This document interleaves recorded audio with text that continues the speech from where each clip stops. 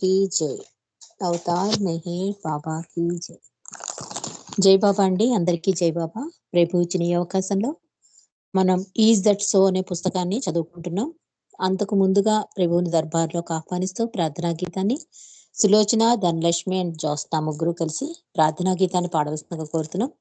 అనంతరం book reading అనంతరం ఉమారాణి గారు ప్రభువుకి హారతి ఇస్తారు. అవతార్ మెహర్ బాబాకి జై. జై బాబా. ధనలక్ష్మి. जय बाबा, जय मेहर बाबा। अवतार मेहर बाबा की जय।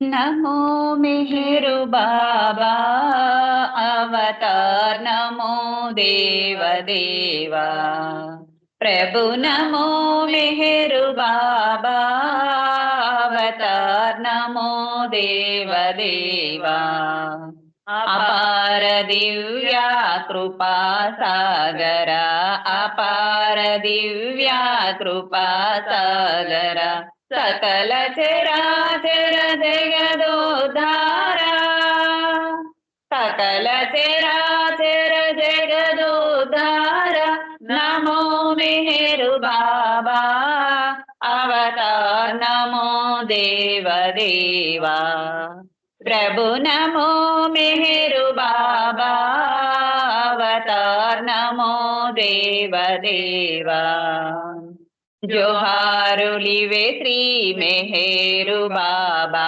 जोहारुलिवे श्री मेहरु बाबा महिनि जनिंचिन मानव रूपा, महिनि जनिंचिन मानव रूपा इह परानंद जीवनमीव, इह परानंद जीवनमीव भव भय भंजन परम पावना, भव भय भंजन परम पावना नमो मेहरु बाबा अवतार, नमो देव देवा प्रभु, नमो मेहरु बाबा अवतार, नमो देव देवा आज्ञानांदत अंतमु जेसी, आज्ञानांदत अंतमु जेसी दिव्य विज्ञान दृष्टि नो संगी,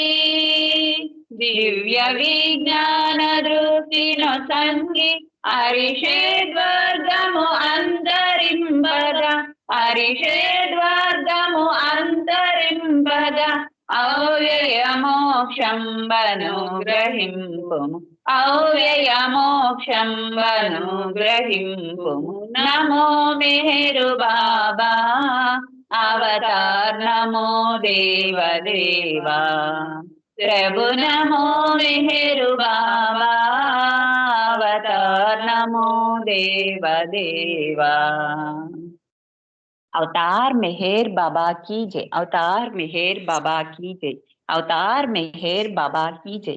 जय मेहर बाबा अंदर की जय बाबा. रजनी आंटी जय मेहर बाबा. జై బాబా. సులోచన, ధనలక్ష్మి అండ్ జ్యోత్స్న చాలా చక్కగా ప్రార్థనా గీతాన్ని పాడినందుకు జై మెహర్ బాబా. మనం గత కొన్ని రోజులుగా ఈజ్ దట్ సో అంటే అది అలాగా అనే పుస్తక పఠనాన్ని, అందులోని అద్భుత సంఘటనలు మనం తెలుసుకుంటున్నాం ఇరిచి మాటలలో. ఈ పుస్తకాన్ని ఒక గ్రంథంలా కాక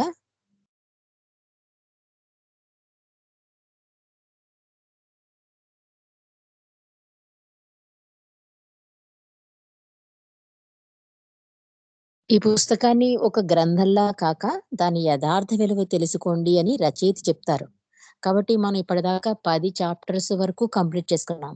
11వ చాప్టర్కి వెళ్లే ముందు ఈ 10 చాప్టర్స్ లో బాబా ఏం చెప్పారు, మనం ఏం తెలుసుకోవాలి, ఏం పట్టుకోవాలి, ఇలాంటి ఒక విషయాన్ని, అద్భుత విషయాలు ఈ 10 చాప్టర్స్ లోనూ బాబా చెప్పారు కనుక అవి వాటిని ఒక్కసారి మనం మననం చేసుకుందామండి. రిచ్ మాటలలో చెప్పారు, వాటిని మనం మననం చేసుకుందాం. ఎందుకంటే ఇవి యథార్థ సంఘటనలు, బాబా సమక్షంలో జరిగిన సంఘటనలు, బాబాయే స్వయంగా చెప్పిన కథలు.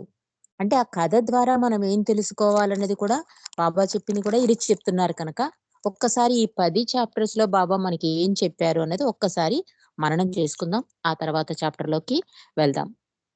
ముందుగా బాబా ఏం చెప్తున్నారంటే బాబాని మెప్పించడం గురించి ఇరిచి చెప్తారు.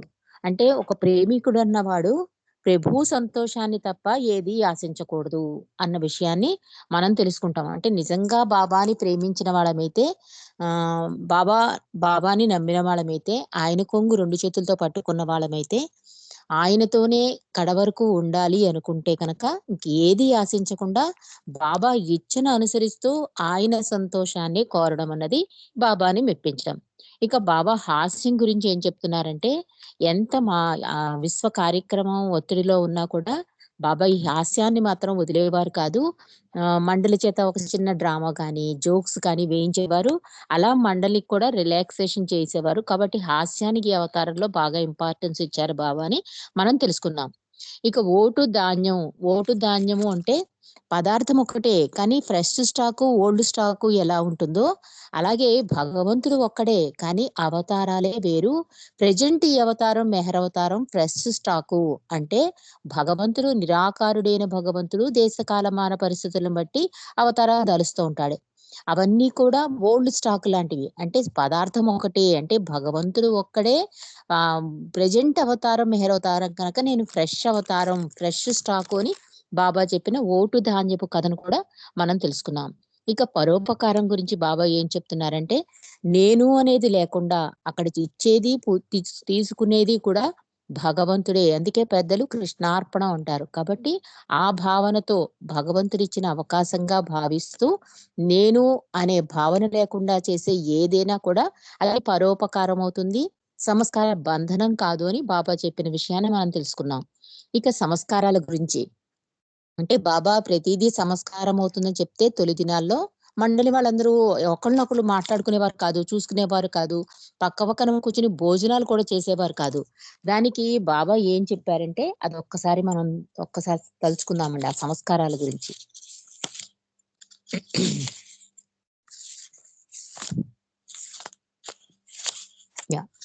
బాబా ఏం చెప్తున్నారంటే, సంస్కారాలు వస్తున్నాయి పోతున్నాయా ఇవన్నీ మీకు అనవసరం. నేనేం చెప్తున్నాను అంటే, నేను మిమ్మల్ని చెయ్యమన్నట్లు చెయ్యండి అన్నారు.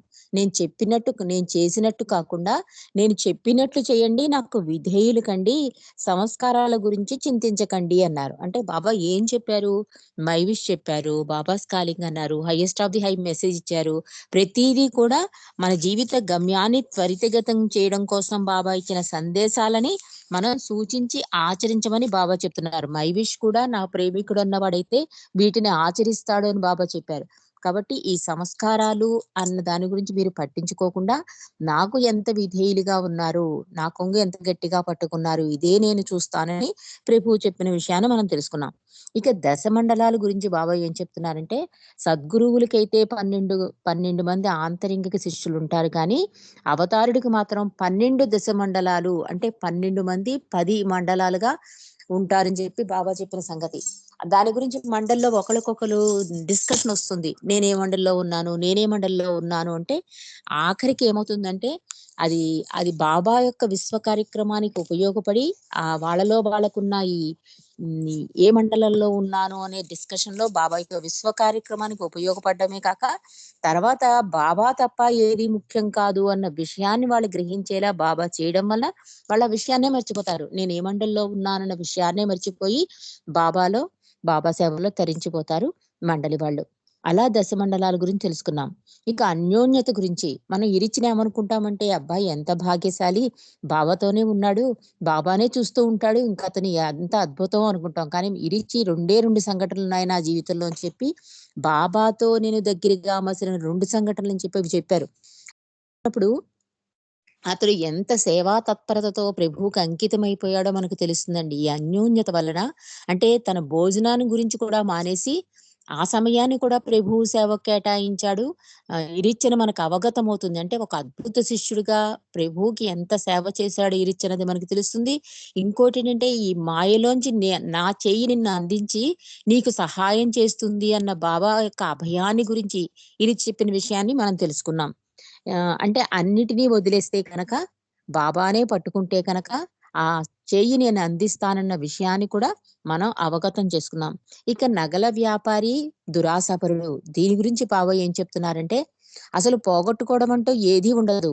నీలోనే అంతా ఉంది. ఆ జ్ఞానం కూడా. అంటే నీవే భగవంతుడివి, కానీ ఎరుక లేకుండా ఉన్నావు. ఆ ఎరుక నేను కల్పిస్తాను అంటున్నాడు బాబా. కాబట్టి ఆ జ్ఞానాన్ని నీలోనే వెతుక్కో. నీ ఊపిరి కన్నా దగ్గరగా ఉన్నాను. నీ అంతరంగంలో వినిపించే మౌనం వినిపించే మాట నాదే అని బాబాయ్ ఎందుకు పదే పదే చెప్తారు అంటే, మనం బయట వెతకడం వలన లోపల జ్ఞానాన్ని, ఆ సంపదని కనుక్కోలేకపోతున్నామని 'నగల వ్యాపారి దురాశపరుడు' అనే కథ ద్వారా మనం తెలుసుకున్నామండి. ఇక మస్తు, పిచ్చివాడు. ఈ ఇద్దరు కూడా ఒకలాగే ఉంటారు. కానీ చాలా డిఫరెన్స్ ఉంది అని చెప్పారు. మస్తు గురించి, పిచ్చివాడి గురించి. ఆ తర్వాత స్వర్గ సౌదాలు. అంటే స్వర్గంలో సౌదాలు కట్టమని రాణి గారు అడగడం, బహుళూరు కథ ఇది మనం తెలుసుకున్నాం. అంటే ఇక్కడ బాబా ఏం చెప్తున్నారంటే, అన్నిటినీ వదిలేసి నేనుని వదిలేయమని చెప్తున్నారు బాబా. అంటే ఈ నేను ఉండడం వలన అన్నిటినీ కోల్పోతాం. నేను కనుక వెళ్ళిపోతే, అందుకే బహుళులు రాజుగారు ఎన్ని నగలిచ్చినా కూడా ఆఖరికి ఏమంటాడు, నువ్వు ఎంత ఇచ్చినా కూడా నువ్వు పోతే గాని నీకు ఆ స్వర్గ సౌధం లభించదు అంటాడు. నీకు స్వర్గంలో కోట లభించదు అంటాడు. ఇక్కడ బాబా కూడా నేను పోతే గాని, ఒకసారి బాబాని అడుగుతారండి, మీ యోగం ఏమిటి అంటే, మీరు చేసే యోగం ఏమిటి అంటే, యూ గో అంటారు. అంటే నేను వెళ్ళిపోతే ఆయన వచ్చి కూర్చుంటాడు అనమాట. కాబట్టి ఇక్కడ బాబా చెప్పేది ఏంటంటే, నేను పోతే కనుక అన్నీ లభిస్తాయి అన్న స్వర్గ సౌధాల గురించి మనం తెలుసుకున్నామండి. అలా 10 చాప్టర్ల ద్వారా మనం తెలుసుకున్న అద్భుత సంఘటనలు, అద్భుత విషయాలు, కొంచెం ప్రభువు మీద అవగాహన మనకి కలిగింది. అంటే ప్రేమికుడన్నవాడు ఎలా ఉండాలి, దేన్ని పట్టుకోవాలి, దేన్ని వదలాలి, దేనికి ఇంపార్టెన్స్ ఇవ్వాలి, ఎంత జ్ఞానం మనలో ఉంది, ప్రభువు ఎంత దగ్గరలో మన దగ్గర ఉన్నాడు అన్న ఆ విషయాలన్నీ కూడా ఈ 10 చాప్టర్ల ద్వారా బాబా చెప్తే ఇరిచ్చి మాటల్లో మనం తెలుసుకున్నాం. ఇక ఈ రోజు చాప్టర్‌లోకి వెళ్దామండి. తొలి సంవత్సరాలు అని రాశారు. అంటే మేర్వానుగా ఉన్నప్పుడు జరిగిన ఒక సంఘటన, మెహర్ బాబాగా అయినప్పుడు ఒక సంఘటన, 2 సంఘటనలు ఇక్కడ ఇరిచి చెప్పారండి. ఆ సంఘటనలు మనం తెలుసుకుందాం. ఈ రోజు విషయంలోకొద్దాం. తొలి సంవత్సరాలు ఇరిచి చెప్తున్నాడు. ఉపాసనీ మహారాజుని వదిలే ముందు మొదటి రోజుల్లో మెహర్ బాబా వాళ్ళ నాన్నగారి దుకాణంలో పనిచేసేవాడు. ఈ దుకాణానికి ఎదురుగానే రోడ్డుకు అవతలి వైపున కాలిబాట మీద నల్లమందు అలవాటు పడ్డ ఒక వృద్ధుడొకడు నివాసం ఉండేవాడు. కాలిబాటే అతనిల్లు. అంటే బాబా చిన్నప్పుడనమాట. అప్పుడు బాబాని మేరువాన్ అని పిలిచేవారు. ఉపాసిని మహారాజుని కలిసిన తొలి రోజుల్లో. అప్పుడేంటంటే బాబాకి ఇంకా అప్పుడే పరిచయం. మనందరికీ తెలుసు భగవంతుడు ఇక్కడ కొంచెం మనం భగవంతుడు ఎందుకు మానవ రూపధారి అయి వచ్చి తర్వాత తన విశ్వరూపాన్ని చూపిస్తాడు అనడానికి బాబా చెప్పిందేనండి. భగవంతుడు నిరాకార రూపుడని మనకు తెలుసు. ఆయన ఆకారం ఒక సాకారుడే కిందకి రావాలి అంటే అసలు భగవంతుడు అంటే నిరాకార తత్వం. ఆ నిరాకార తత్వంలో ఏముంటుంది? అనంత జ్ఞానం, అనంత శక్తి, అనంత ఆనందం అన్నీ అనంతంగా ఉంటాయి. అలా అనంతంగా ఉన్న భగవంతుడు చిన్న మానవ రూపంలో ఆ అనంతమైన శరీర రూపాన్ని ఇముడ్చుకోవాలంటే కష్టమవుతుంది. అందుకని ఒక మాయ ముసుగు వేసుకొని ఈ మానవ రూపంలో దిగివస్తాడండి ఆయన. అవసరంబు తనకు లేక అని భాస్కరరాజు గారు ఎందుకంటారంటే, కొంచెం పెద్ద వయసు వచ్చాక చిన్న బట్టలు తొడుక్కోవాలంటే మనం ఎంత అన్‌కంఫర్టబుల్‌గా ఫీల్ అవుతాం చెప్పండి మనం. అస్సలు బా ఇరుకుగా చాలా ఇబ్బంది పడతాం. భగవంతుడు కూడా అలాగే ఇబ్బంది పడతాడండి. ఆ చిన్న మానవ దేహంలో ఈ అనంత తత్వం ఇమిడి ఉండడం అంటే చాలా కష్టం.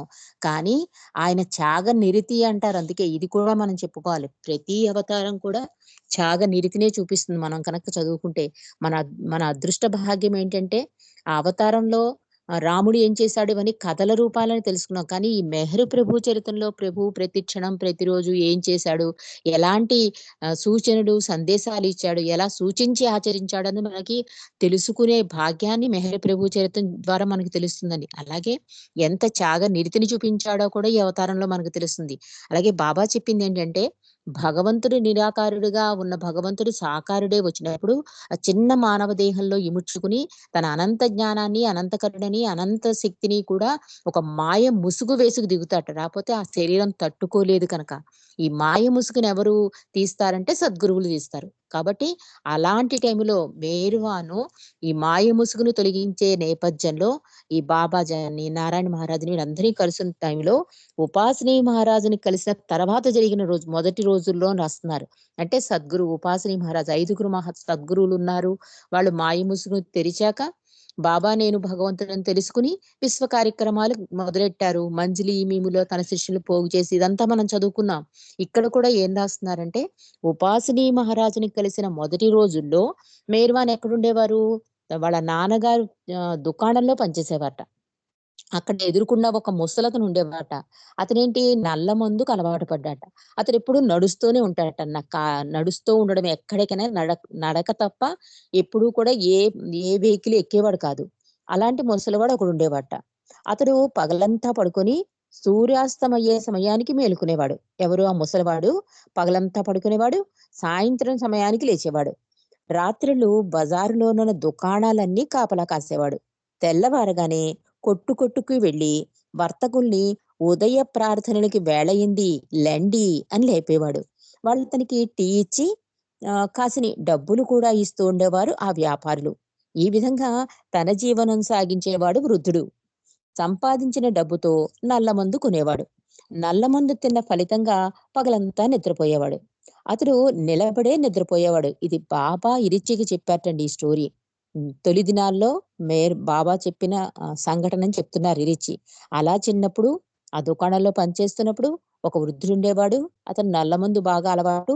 కానీ అతనేంటంటే సాయంత్రాలు మాత్రం ఈ షాపులన్నిటికీ ఒక గూర్ఖాలా కాపలా కాసి మార్నింగ్ అందరినీ లేపి పడుకునేవాట. వాళ్ళేదైనా టీ డబ్బులు ఇచ్చి తీసుకునేవాడు. అలా తన జీవితాన్ని సాగించేవాడు ఆ వృద్ధుడు. ఒక్కొక్కసారి నిలబడి ఉండగానే నిద్ర వచ్చేసేట అతనికి. నిద్రలోకి జారుకోగానే క్రమంగా కాస్త కాస్త వాలుతూ చివరికి శాంతం నేల మీదకు ఒరిగేవాడు ఆ వృద్ధుడు. పగలంతా ఈ విధంగా పడుకునేవాడు. సాయంకాలం కాగానే మేలుకుని మెల్లగా లేచి నిలబడేవాడు. ఈ వృద్ధుడికి మేర్వాన్ మీద బాగా నమ్మకం ఉండేది. ఆ రోజుల్లో మెహర్ బాబాని మేర్వాన్ అని పిలిచేవాళ్ళు. ఒక రోజున మేర్వాన్ దగ్గరకొచ్చి ఆ వృద్ధుడు ఇలా అంటాడు, నా దగ్గర కొంత మిగిల్చుకున్న డబ్బుంది. నా దహన సంస్కారాలు ఉపయోగపడేందుకు దాన్ని నీ వద్ద దాచుకుందామనుకుంటున్నాను అన్నాడు వృద్ధుడు మేర్వాన్తో. పైగా నాకెవరి మీద నమ్మకం లేదు. నీవైతే నా అంత్యక్రియలు ఘనంగా జరుపుతావని నాకు తెలుసు. లేకపోతే ఒకవేళ నేనీ కాలిబాట మీదే నిలబడుండగా చచ్చిపోతే నన్ను చచ్చిన కుక్కలా ఈడ్చుకుని పోయి ఎక్కడో పారేస్తారు. నా అంత్యక్రియలు యుక్తమైన రీతిలో జరగాలని నా ఆకాంక్ష. కనుక ఈ పైకం నీ వద్ద ఉంచి నా కోరిక తీర్చమని ప్రాధేయపడ్డాడు వృద్ధుడు మేర్వాన్ని. అంటే మేర్వాన్ అంటే అప్పట్లో మెహర్ బాబాగా ఇంకా ఆయన అవ్వకముందు ఆయన ఎంతో గౌరవించేవారండి. మెహర్వాన్ చూడగానే ఆ దివ్య మంగళ స్వరూపం చూడగానే చాలా మంది అట్రాక్ట్ అయ్యేవారు. ఈ వృద్ధుడు ఏంటంటే అక్కడ అంతమంది ఉన్నా కూడా నాకు ఎవరి మీద నమ్మకం లేదు. నా దగ్గర కొంత డబ్బుంది నీకిస్తాను. నేను చనిపోయిన తర్వాత నా అంత్యక్రియలు నువ్వు ఘనంగా చేయాలి. నాకెవ్వరి మీద నమ్మకం లేదు అన్నాడు మేర్వాన్‌తో ఆ వృద్ధుడు. ఈ వ్యక్తి అంటే మేర్వానికి నల్లమందు అలవాటు పడ్డా మంచివాడన్న అభిప్రాయం ఉండేది. అందుచేత ఈ వృద్ధుని కోరికను అంగీకరించారు బాబా అని చెప్తున్నాడు రిచి. అంటే నల్లమందు తాగుతున్నాడు కదా! ఇతన్ని బాబా ఇష్టపడడం ఏంటి అనుకోవచ్చు. కానీ అతని యొక్క ఆ మంచితనం ఉందిట అతనిలో. ఆ మంచితనానికి బాబాకి మంచి అభిప్రాయం ఏర్పడి అతని కోరికని మన్నించారు అని చెప్తున్నాడు ఈ రిచి. చివరికి ఆ వృద్ధుడు మరణించినప్పుడు మేర్వాను తన మాటను నిలబెట్టుకున్నాడు. అతని అంత్యక్రియల్ని స్వయంగా ఎంతో ఆశ్చర్యకరమైన రీతిలో జరిపించారు బాబా. అవకాశం ఉన్నంతలో అందర్నీ ఆహ్వానించారు. అన్ని రకాల మేళ తాళాల్ని అద్దెకు పెట్టారు. బ్యాండు, సన్నాయి, తప్పెట్లు, డాన్సులు, హాస్యగాళ్ళు ఇంకా ఎన్నో ఎన్నో రకాల ఆట పాటలతో కోలాహలంగా ఊరేగింపు జరిగింది. ఏర్పాట్లంతా ఘనంగా జరిగాయి. కొన్ని రోజుల దాకా పట్టణమంతా దాని గురించే చెప్పుకున్నారు అని రాస్తున్నారిక్కడ. అంటే అతను చిన్న కోరికే కోరినా కూడా బాబా చాలా అద్భుతంగా ఈ కార్యక్రమాన్ని చేశారు అని చెప్తున్నారు. దైవీ మానవుడైన బాబా ఈ విధంగా నల్లమందు భాయికిచ్చిన వాగ్దానాన్ని నిలుపుకొని అతి వైభవంగా అంత్యక్రియలు జరిపించారు. కానీ బాబా దైవీ మానవుడని ఆనాడెవరికీ తెలియదు. వాళ్ళంతా మేర్వానిని మేర్వాన్ సేట్జీ అని పిలిచేవారు. వార్ధక్యంలోని తండ్రికి సహాయపడుతున్న చక్కని వ్యాపారవేత్తగా భావించేవారు బాబాని అప్పుడు. అంటే అతని కోరిన చిన్న కోరికైనా కూడా చాలా అద్భుతంగా ఈ బ్యాండ్ మేళం, సన్నాయి ఇవన్నీ పెట్టించి కొన్ని రోజుల వరకు కూడా అద్భుతంగా జరిగాయి అతని అంత్యక్రియలు అని పట్టణమంతా చెప్పుకునేలా చేశారట బాబా. అంటే దైవీ మానవుడుగా ఆయన ఈ కార్యక్రమం చేసినా అప్పటికింకా బాబా భగవంతుడని ఎవరికీ తెలీదు కనుక మేర్వాన్ సెట్జీ అని పిలిచేవారట. అతన్ని చూస్తే అందరూ అనుకునేవారట అంటే బాబాకి, షెరియార్జీకి చాలా వయసు డిఫరెన్స్ ఉందండి. చాలా ఏళ్ల తర్వాత ఆయన పెళ్లి చేసుకోవడం, ఆ తర్వాత రెండో కుమారుడిగా బాబా పుట్టడం ఇదంతా మనకి తెలుసు. ఆ ఏజ్ డిఫరెన్స్ వల్ల ఇంత ముసలాయన అంటే ఇంత వార్ధక్యంలో ఉన్న తండ్రికి చక్కని వ్యాపారవేత్తగా సహాయపడుతున్నాడు మేర్వాన్ అనే పట్టణంలో జనాలందరూ అనుకునేవారు. ఆ తొలి దినాలలోని ఇరిచి చెప్తున్నాడు. ఆ తర్వాత బాబాయే స్వయంగా చెప్పిన మరొక విషయాన్ని కూడా మీకు చెబుతాను అంటున్నాడు ఇరిచి. అదెప్పుడంటే 1956లో మిట్టిల్ బీచ్‌లో ఉన్నప్పుడు జరిగిన సంఘటన అని చెప్తున్నాడు. అంటే ఇది బాబా స్వయంగా ఇరిచ్చికి చెబితే ఇరిచి మనకు చెప్తున్నాడు. మొదటి సంఘటన తొలి దినాల్లో. ఇదేంటి 1956 మిట్టిల్ బీచ్‌లో జరిగిన సంఘటన అని చెప్తున్నాడు ఇరిచి. 1956లో మిట్టిల్ బీచ్‌లో ఉన్నప్పుడు ఒక రోజున బారంలో ఒక పెద్ద సమావేశం జరిగింది. దాంట్లో ఏం చర్చించారో బాగా గుర్తులేదు కానీ, మాయా స్వభావాన్ని గురించి వివరించినట్లు నాకు జ్ఞాపకం. భ్రాంతిజనకమైన స్వర్గం, నరకాల గురించి విశదపరిచేందుకు బాబా ఈ కింది వృత్తాంతాన్ని చెప్పారు అని చెప్తున్నాడు. అంటే మాయ గురించి బాగా అవగతం అవ్వాలని ఈ మిరిటిల్ బీచ్‌లో బాబా ఇచ్చిన ఉపన్యాసం గురించి చెప్తున్నాడు ఈ రిచి. అది నాకు ఏ సందర్భమో గుర్తులేదు గానీ, ఈ స్వర్గ నరకాల గురించి బాబా చెప్పిన ఒక చిన్న వృత్తాంతాన్ని మీకు తెలియజేస్తాను అంటున్నాడు ఈ రిచి. ఆయన చిన్నతనంలో ఒక రోజున కొంతమంది తాను వెళుతున్న దారంట రావడం తటస్థపడింది. ఆయన అంటే మేర్వాన్ అన్నమాట. మెహర్ బాబా చిన్నతనంలో నడుస్తుంటే ఆయన వెంట కొంతమంది వస్తున్నారట. వాళ్ళంతా బాగా తాగిన మైకంలో ఉన్నారు. వాళ్ళలో ఒకడు వీరావేశంతో అరుస్తూ తాను ఆ క్షణంలో స్వర్గంలో ఉన్నట్లు వ్యాఖ్యానించాడు. వాడప్పుడు స్వర్గంలోనే ఉన్నట్లు ఆయన అనుభవిస్తున్నాడు. అంటే బాబాతో పాటు ఫాలో అవుతున్న వాళ్ళందరూ కూడా తాగేస్తున్నారు. తాగిన మైకంలో ఉన్నారు. దానివల్ల వాళ్ళందరూ ఏమనుకుంటున్నారంటే, మేము స్వర్గంలో ఉన్నాము అనుకుంటూ ఆ స్వర్గాన్ని అనుభవిస్తున్నారు అని చెప్తున్నారు బాబా. వాళ్ళలా నడుస్తున్నంతలో చిన్న మురికి కాలవ అడ్డు రావడంతో ఆగిపోయారు వాళ్ళు. తాగిన మైకంలో ఉండటం వల్ల చిన్న మడుగు పెద్ద చెరువులా కనబడింది వాళ్ళకి. వాళ్ళక్కడ ఆగిపోయి అంతం లేకుండా కనబడే నీటిని దాటేందుకు మార్గం చూశారు. అంటే వాళ్ళకి తాగిన మైకంలో ఉండవలన ఆ చిన్న కాలవ ఏమైందంటే వాళ్ళకి పెద్ద చెరువులా ఆనింట. అని దీన్నెలా దాటాలి? దీన్నెలా దాటాలి? అని చెప్పి అక్కడ ఆగిపోయి మార్గం కోసం వెతుకుతున్నారట.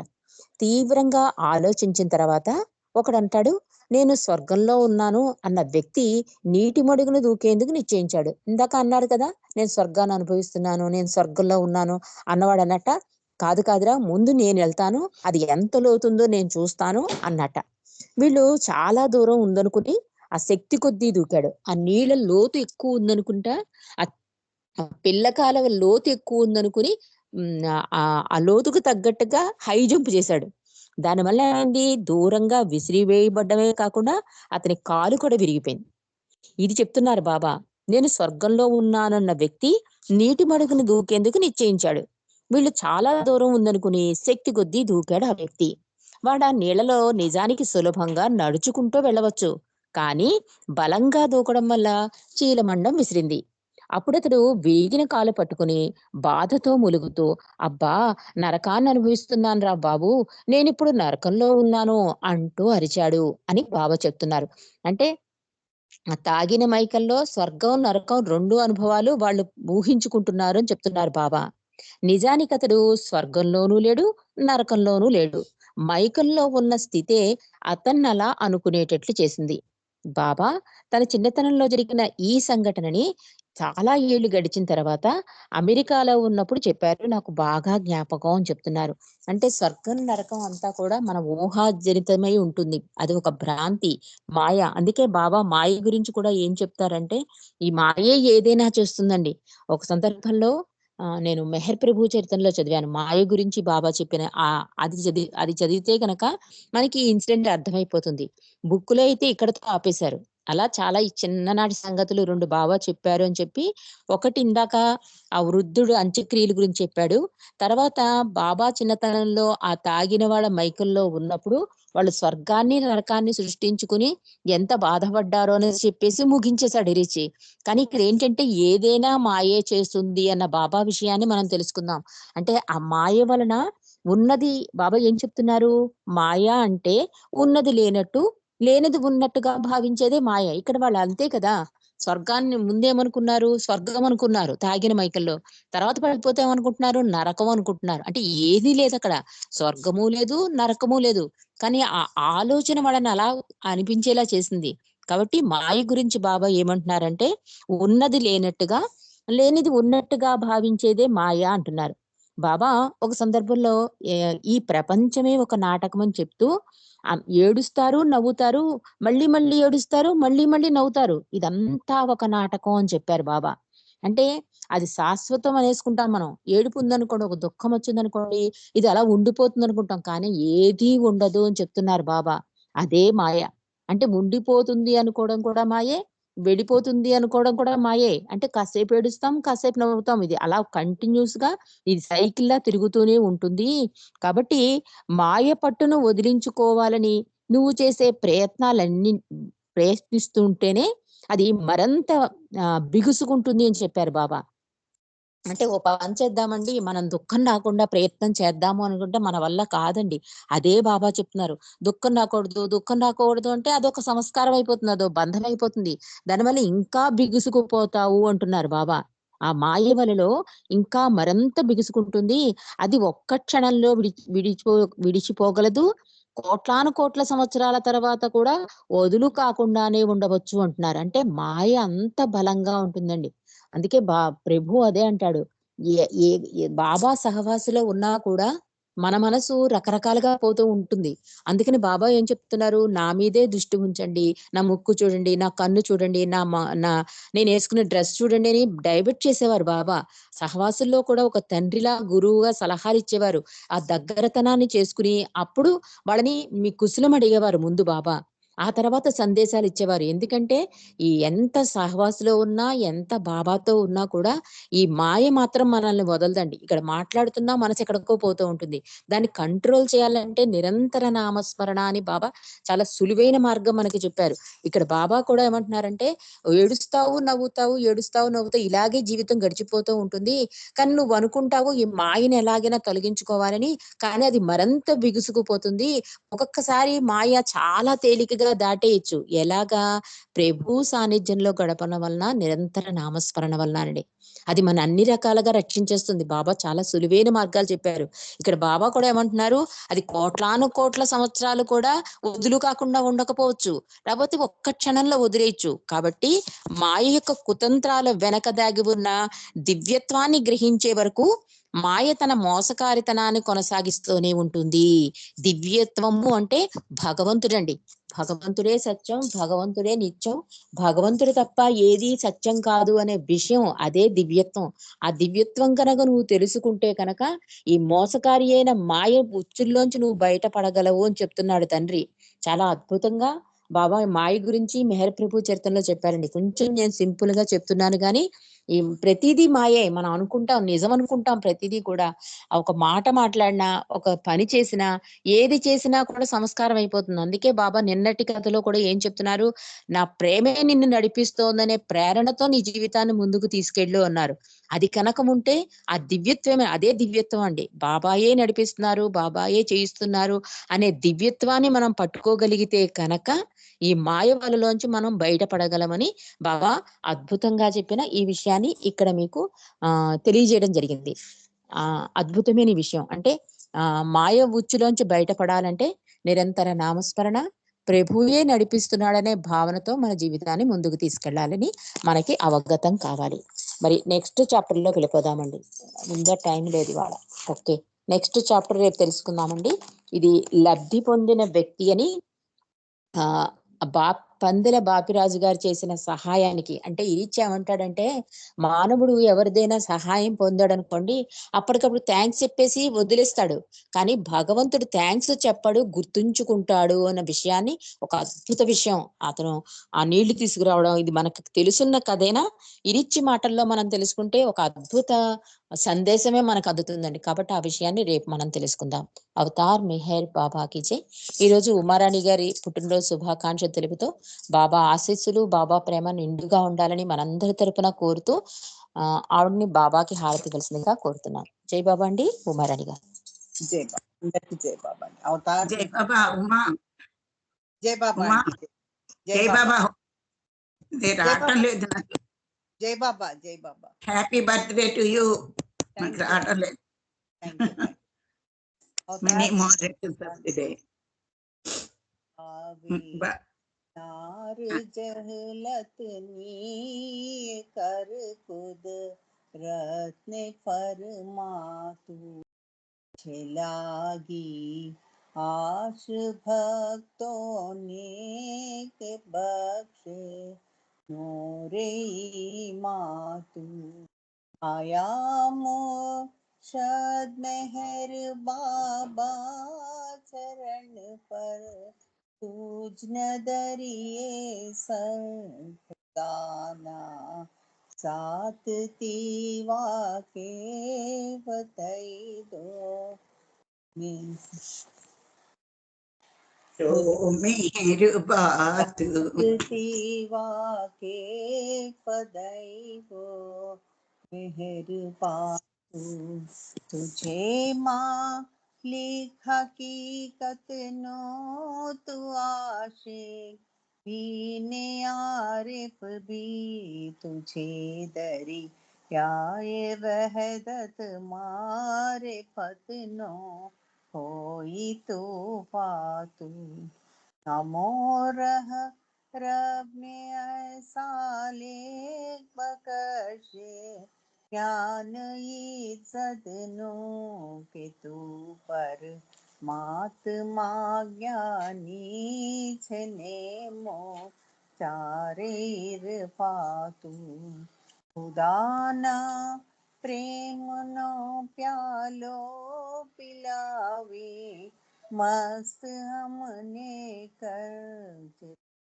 पर जान सदके साकिया पीदे परमातु हमारी नाव भर दरिए तरावे तो हमें तरिए हमारा ना खुदा है मेहर बाबा छीनिगे बातू हमारा ना खुदा है मेहर बाबा छीनिगे बातू जावे नार जहलत नी कर खुद रत्न फरमातू लागी आश भक्तों ने के बख्शे नूरे मातू अवतार मेहर बाबा की जय अवतार मेहर बाबा की जय అవతార్ మెహర్ బాబా की జై అందరికి జై బాబా అండి సారీ మధ్యలో కొంచెం పోయింది ఒక దగ్గర జై బాబా జై బాబా జై బాబా ఉమా